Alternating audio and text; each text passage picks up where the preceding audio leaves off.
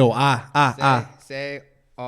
Say o a. All those vowels are separate. Say o a. Say o a. Say o a. Say o a. Say o a. Welcome to another episode of the Guitar Dojo podcast. We have a very special guest today. Please welcome.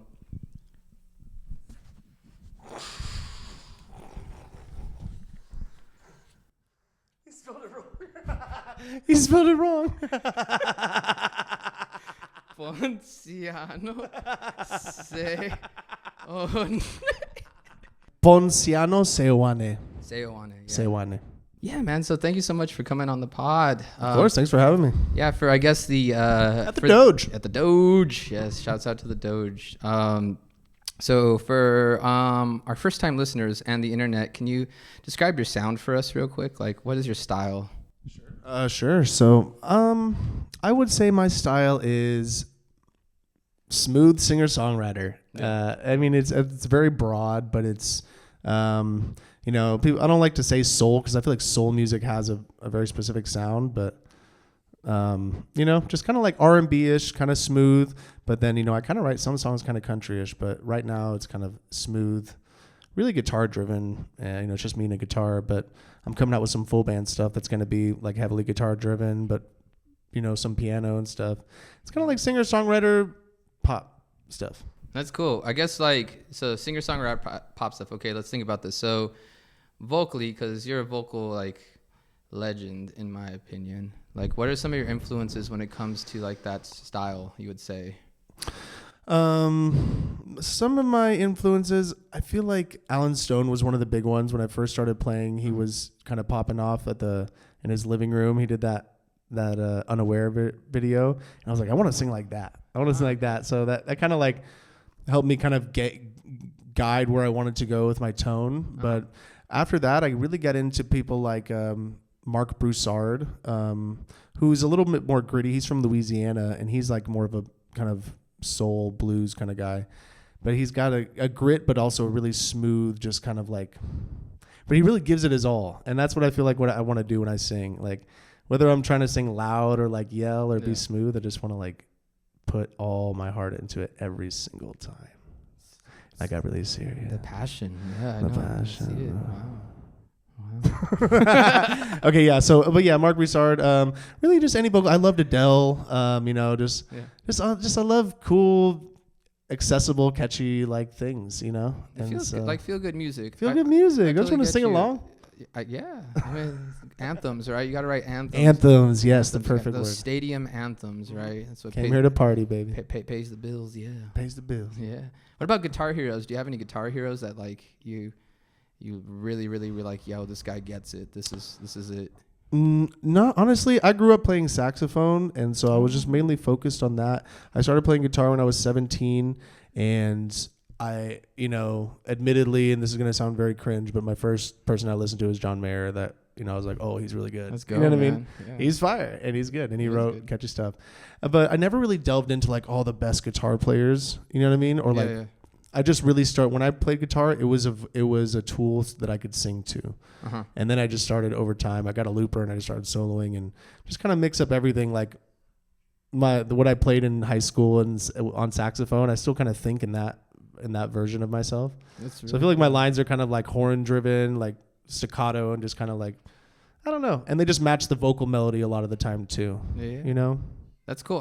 So you mentioned, you were a saxophone player first before even singing and even playing guitar? Before anything, yeah. I played saxophone from 6th grade all up until college. That's that's so cool. I loved it, man. You have a really good sense of melody, for sure. On the last song that you played too.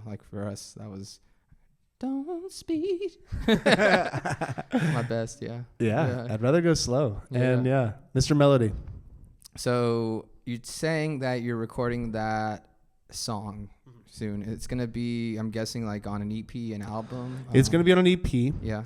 So it's going to be a 3-song EP. And this is I've released some full band stuff before, but this is my first full band project where I've come together with a certain group of people and this is how we're going to do it. You know what I mean? Yeah. And we've made it really special. And I'm very excited for it. It's going to be 3 songs and it's going to be, I haven't settled on "Don't Speed" as the title of the EP, but I'm pretty sold. Okay. So, yeah, and then those 3 songs will go on to an album after. Oh, and wow. that album will be probably like, I don't know, 8 to 10, 9, 10, Cool. 20, 30. 30 songs. 30 Let's song go album. 30. No, probably like 10. Oh, okay. Where are you recording that at? I'm recording that at Cibolo Studios here in San Antonio. Wow. A beautiful studio, great musicians, great engineers, awesome place. Highly recommend. Yeah. Another song that has like a really good melody I like a lot is I saw the video for it while I was doing my research. Move. That one's really great. I love Move. What was that all about? That was recorded at Cibolo Studios too, right? That was recorded at Cibolo Studios. Move is the second track of my EP called Naturally. Yeah. I released it in March of last year. February, March. Now it's getting blurred in my head. Okay.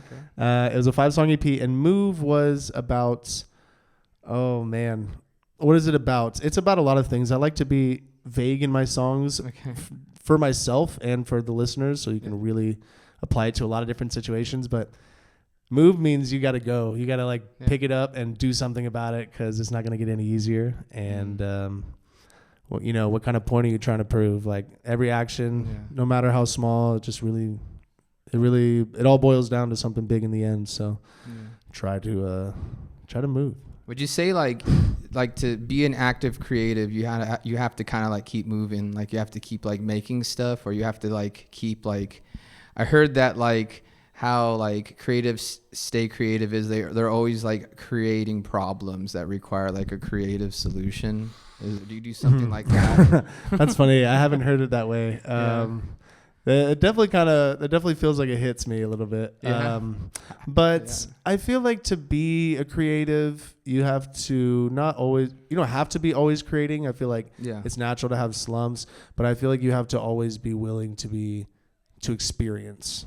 You know what I mean? Because for me, especially, like everything, it doesn't just pop out of my head. I'm just like, anything you see in life can be anything you experience. From the smallest things, like you just have a million thoughts crossing your head, and then you see something, and it just triggers. You know what I mean? Yeah. And then it just kind of pours out like a fountain, right? Yeah. Sometimes you don't have to think about it. Then you have to edit it and do some work. But yeah, I think you just got to be open to experience. Do you have any rituals or things that you do to get into that mindset to be like, okay, I'm about to write a song, let me do this or that? Do you have anything specifically that you do? I would say no. Not that I've noticed. Because I've done, I've written songs a multitude of ways, and most of the time when there's no pressure, it's just, an idea comes, whether I'm playing guitar. I mean, a lot of it comes when I'm playing an instrument, so that's how I prepare, right? I'm not a big person that just comes up with a vocal melody and like, oh, I hear this in my head and I want to sing it out loud. I'm usually playing an instrument for 15 to 20 minutes, and then in that time something happens and I'm like, oh, wait, yes. You know what I mean? Mm-hmm. Or it'll be, it varies. Sometimes I want to get work done, and then I don't. I'll sit there and I'm forcing it. You know what I mean? Yeah. And other times when I'm just driving and listening to the song, that's probably one of my good rituals, honestly, driving. Is if I have an idea and I'm like, oh, I love this chord progression, and I have some words or something, I'll just record it and then put it on the car, and then I'll just drive around, and I'll not aimlessly, but on my way to something. Yeah. And it'll start coming to me, because you're just taking the pressure off the instruments on your hands, and that's kind of a way. But no, not really any certain rituals. Yeah. Whenever something forces me to do it, that's when I get it done. I was in this songwriting group where we had to write a song a week, and that time constraint made me do it. You know what I mean? That's pretty cool. Yeah. Was that in town, or it was in town? Yeah, some people in town, some people in Austin. Oh. It was a text message group. And we picked a word every week, and one person got to pick the word, and we just went with it. That word had to be in the song. Like a full song. Full song. Well, it had to be at least 2 minutes for the group, but my aim every time was to write a full song, because if I'm writing 2 minutes, it's a whole song essentially. I can just space it out. The grind, man. That's the grind. You've been grinding in the music scene for a minute, though, I would say. Mm-hmm. And then as I was doing my further research, I look back and I was like, oh, that's right, you were on The Voice, and that seems like another lifetime. Would almost you say? 10 years. 10 years ago. Almost. Dude, can you I saw clips, 9 years now. you only see like the, you know, in Hollywood, they'll gloss over the stuff, but like, how was your experience going through all of that? Yeah, my experience was, it was so rewarding. I was so green at the time. Yeah. I was 26. I'm 33 now. Wow. I had done maybe 1 to 2 gigs before on the guitar and stuff. More than 1 to 2, but not a lot. And it just happened out of nowhere. I wasn't expecting to get it. My mom texted me, "Hey, The Voice is going to be in Houston. You should go try out." And I said, "Okay." And then I just got a yes there, and I went through multiple rounds, kept getting yeses. Yeah. And the main takeaway is that I was just so like floored at how good everybody was, right? And I definitely had some imposter syndrome. I was like, I shouldn't be here. Like, you know what I mean? I was like, everybody's so good. You know what I mean? And I'm like, what? And then later on, it made me realize like it doesn't matter how good somebody is. It's just like, do you have something unique? You know what I mean? Yeah. But my favorite part was just being around like 100 other amazing singers for like months. Yeah. I learned so much in like a week, more than, because you're just like your environment. You know what I mean? No, yeah. And so going through that experience was very humbling. I remember I came home, my friend was like, "Dude, you can sing so much better now." And I'm like, "Really?" He's like, "You were good before, now you're really good." And so it was just, I felt so lucky. You know what I mean? I felt so like, yeah, it was really cool. And then I came home and I quit my full-time, or my part-time to full-time job, and I started gigging full-time. Musician. Musician. How long have you been doing that? Like since 2017. 2017. Rock on, man. Like every time I see those shows, like I wonder like how does like the vocalist or like you know the performer that's like, you know, have all the cameras like right on you, how do you prepare for that exactly? Well, I'll tell you this. We had like a couple run-throughs on the real stage, like maybe 1 or 2. Yeah. And it's empty in there. There's nobody in there except like you and like some other people, not a lot. And it's like, okay, this is going to be really cool. Uh-huh. And then when it really happens, the nerves. Like I didn't feel nervous like any moment right before it, but right before it happens, right when you know it's time. Yeah. And if you mess up anything, you're gonna get kicked off of this nationally television. Yeah. It's just like all those like kind of negative thoughts kind of came creeping in, and it just made me really scared. It made me really anxious. And I thought I could prep for it, but I couldn't. You know what I mean? Like I didn't know it was gonna hit me as hard as it did. Yeah. Especially the first time on that blind audition, it hit me so hard. And my parents were standing right by the door, right to like enter onto the stage, and I hadn't seen them before, so I was like,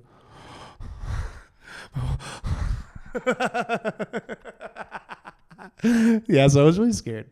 But after that first performance, it was a little bit easier to go in and like I know what that major pressure feels like. So just being really, for me, I just had to be confident in my performance and what I'm going to perform, and know that I'm not going to like, there's a part where my voice is going to crack, I'm going too high, and just that was it.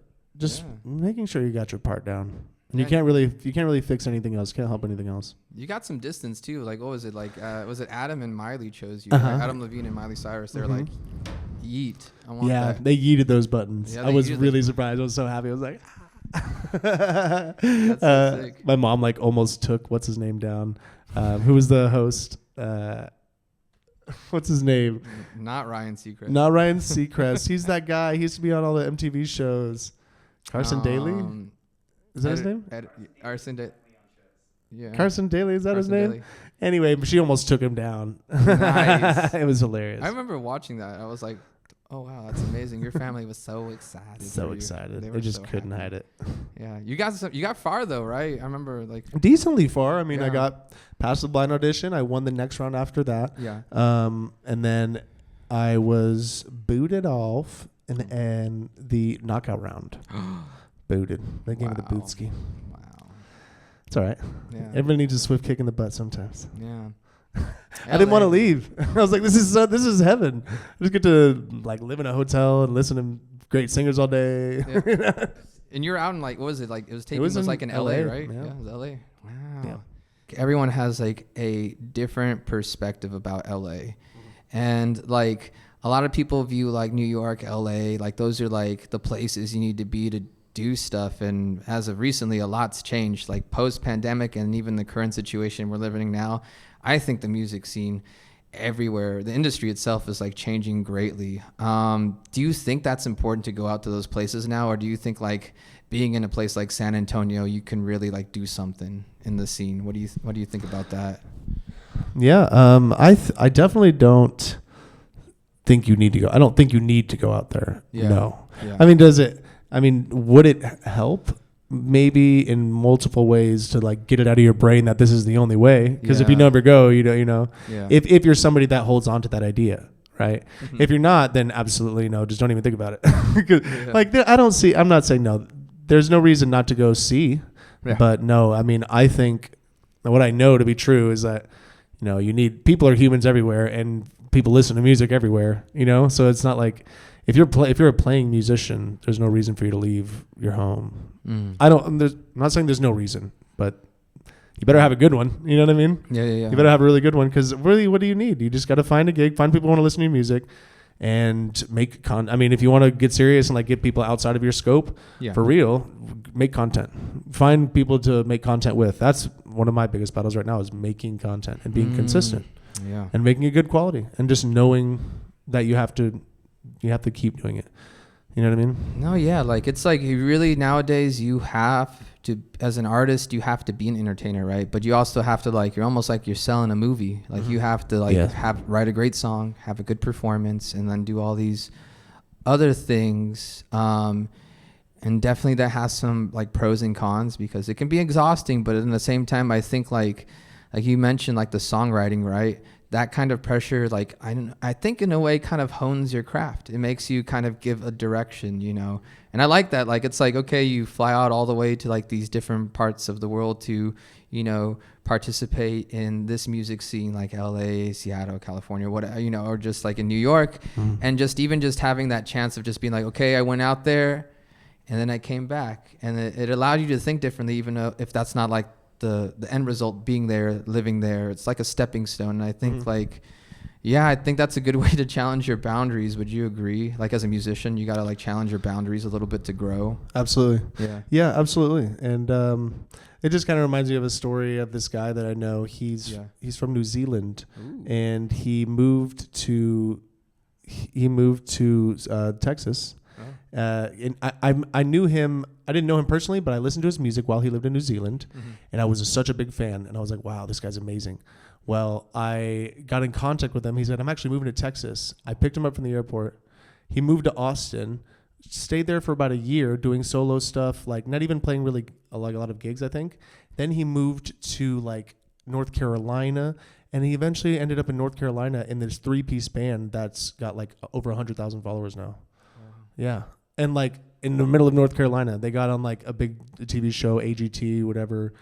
And it's like, you can go anywhere. You know what I mean? This guy came from New Zealand with like a couple albums out on a solo project, and now is like in this successful band. You know what I mean? Yeah. And so like just go travel somewhere, but it doesn't have to be like the major spots. You know what I mean? Yeah. And really, it's just finding the people you want to do it with, because like unless you are a master at everything, you need help. You know what I mean? That's a good point. You need help, and so it's really finding your circle and where are those people at. And what was the name of the band that he's in? Do you remember? Ashes and Arrows. I know Future Islands. I like Future Islands, and they're from North Carolina originally, and they have some really like cool tunes. I hope I'm not wrong on the North Carolina, because I know he lived there for a long time, so don't quote me on it. But if it's not North Carolina, it's somewhere in that area. Gotcha. The Carolinas. Carolinas. So like pros and cons of the San Antonio music scene. Since you've been here for a little bit, like, is there like be honest with me. Honesty. It's hardly ever. Was that Billy Joel's song? Honesty. I'm moving out. No, I'm just kidding. Okay, so pros and cons of San Antonio music scene? Yeah. Let's go with the pros, the nice stuff. Nice stuff. Okay. Pros. Do you want to be a little bit more specific on San Antonio? Because I feel like, I mean, let me give a caveat. Okay. I feel like I'm only coming into being an artist in the San Antonio music scene, even though I've been playing music in the San Antonio music scene for 7 years. Right. I only feel like over the last year I'm an artist in the artist world of San Antonio music scene. So I feel like my scope is limited in that, like, I don't know local things as much. I'm still gaining information on how it all kind of works and interacts with each other. You know what I mean? I've just one of the pros is that there's a lot of work for a working musician because it's a tourism central city, right? And so there's a lot of gigs to get. And then that leads to a con of mine is like you can just sell it. You can just sell your soul playing covers for 4 hours, for years, and then it starts eating your souls. So there's the brutal, honest truth. And the good thing is, though, I mean, like, I still at the end of the day, I'm like, I just played music for money. I love my life. You know what I mean? Yeah. Like, I love it, and I would trade it for something else, but it would have to be really good. You know what I mean? Yeah, so, but that's why. So my biggest pro is that like a lot of these places, they don't mind if you play your originals in their set. Yeah. You know what I mean? They're not like gun ho about like you have to play these kind of covers. So, and this is talking about the cover scene, but if you're in the cover scene, like play your originals all the time, every set.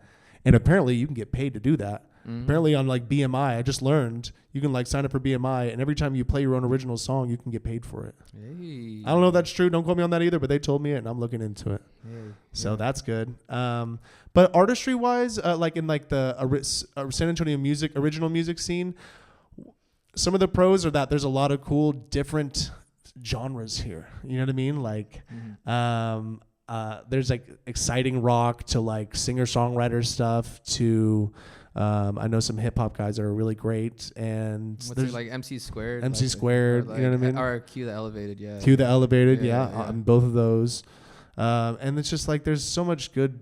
There's diversity. You know what I mean? Yeah. A lot of diversity. So that's that's a pro for sure.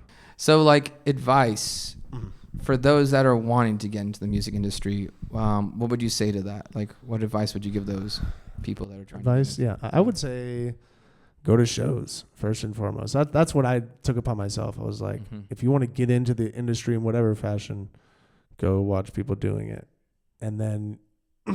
I mean, yeah, aside from calling it networking, just talk to people. You know what I mean? Like, say, my name is this and I want to do this. Do you know anybody that does this that can help me? I feel like just being upfront, you know what I mean? Yeah. And like, and not in a, you know, like this world is only for me, but like, you want what you want, go get it. And like, go to shows of bands you like, and you'll find, you know, everybody there. Go to open mic nights. I'm a huge open mic night guy. And like, you'll find people. You'll find studio owners there. You'll find trombone players and saxophone players, musicians that you want to play with. Like, you know, like people have, it's crazy. You know, there's a plethora of knowledge out there at fun spots. River North Wednesday, open mic night. Go. It's a good one. Yeah. Like literally go to musician events. Yeah. That's what I would say. If you don't have any experience. And or just like hit up studios in town, or you know, if you're not you know, just look on Google. Hey. Thank you, Google. Thank you, Google. That's an ad for Google. I have a chip in my brain. Dude, that's wonderful advice. Amazing. Honestly, it's straightforward, but like it makes sense, right? If you want to get love, show love type of thing, right? Yeah, absolutely. Yeah. But before we go, where can the people find you on social media? On social media. Here, if you want to hold up that misspelled name again. I'm just kidding. Don't. No, I'll have you do it. They can find me on social media at Ponciano. I'll spell it out. Ponciano. Ponciano.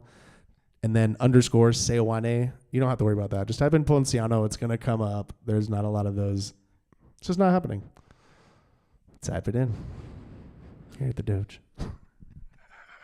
Here you go. Just hold it up for the people. Nah, man. Thank you so much for coming on the show. And it means a lot. Thank you so much. Of course. It was a pleasure. Yeah, so fun. Well, we'll see you next time.